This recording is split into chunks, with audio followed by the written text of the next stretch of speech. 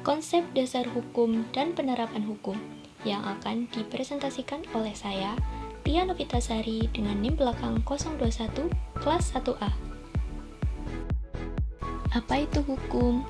Hukum adalah sekumpulan norma atau aturan yang ditetapkan oleh negara dan bersifat mengikat, yang mengatur tingkah laku individu dan masyarakat untuk mencapai ketertiban dan keadilan. Dengan tujuan 1. Menjaga keadilan, 2. Mengatur perilaku, dan 3. Memberikan sanksi. Sumber hukum 1. Hukum positif, yaitu undang-undang yang berlaku dan diakui secara resmi. 2. Hukum adat, yaitu aturan yang berkembang dalam masyarakat dan berdasarkan tradisi. 3. Hukum internasional, yaitu ketentuan yang mengatur hubungan antar negara.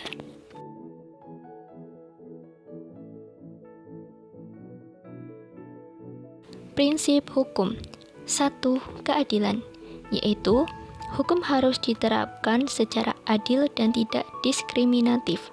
2. Kepastian hukum, yaitu hukum harus jelas agar masyarakat dapat memahami dan mematuhinya. 3. Akuntabilitas, yaitu penegak hukum harus bertanggung jawab atas tindakan mereka. Penerapan hukum 1. Proses penegakan hukum, yaitu melibatkan lembaga-lembaga seperti kepolisian, kejaksaan, dan pengadilan yang berfungsi untuk menegakkan aturan hukum. 2. Prosedur peradilan, yaitu proses hukum di pengadilan untuk menyelesaikan sengketa dan memberikan putusan berdasarkan hukum yang berlaku.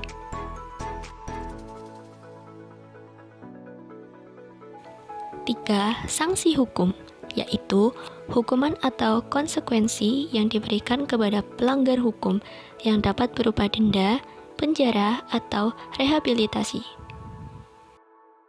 4. Tantangan dalam penerapan hukum. Di antaranya ada 1. Korupsi, yang dapat mengganggu integritas penegakan hukum. Yang kedua, akses terhadap keadilan. Banyak masyarakat yang kesulitan mendapatkan layanan hukum. 3. Kesadaran hukum. Kurangnya pemahaman masyarakat mengenai hukum dan hak mereka. 5. Peran masyarakat. Masyarakat berperan aktif dalam penegakan hukum dengan melaporkan pelanggaran dan berpartisipasi dalam pendidikan hukum.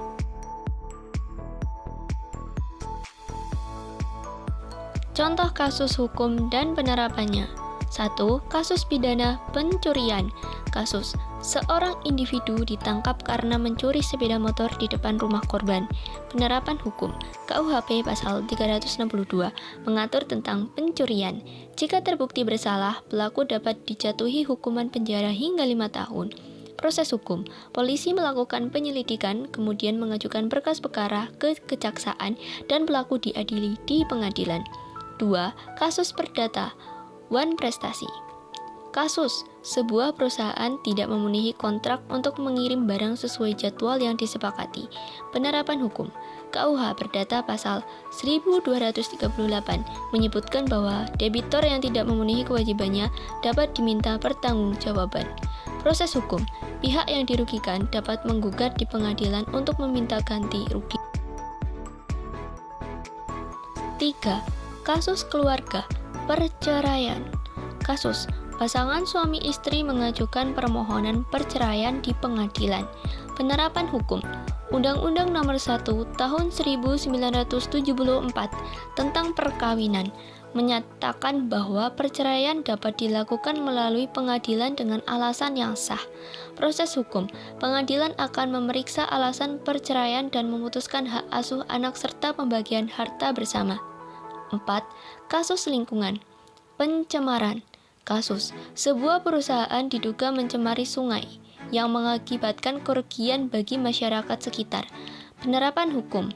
Undang-Undang Nomor 32 Tahun 2009 tentang perlindungan dan pengelolaan lingkungan hidup mengatur sanksi bagi pelanggar yang mencemari lingkungan. Proses hukum. Masyarakat dapat melaporkan kasus tersebut kepada instansi terkait, dan jika terbukti, perusahaan dapat dikenakan denda atau sanksi administratif.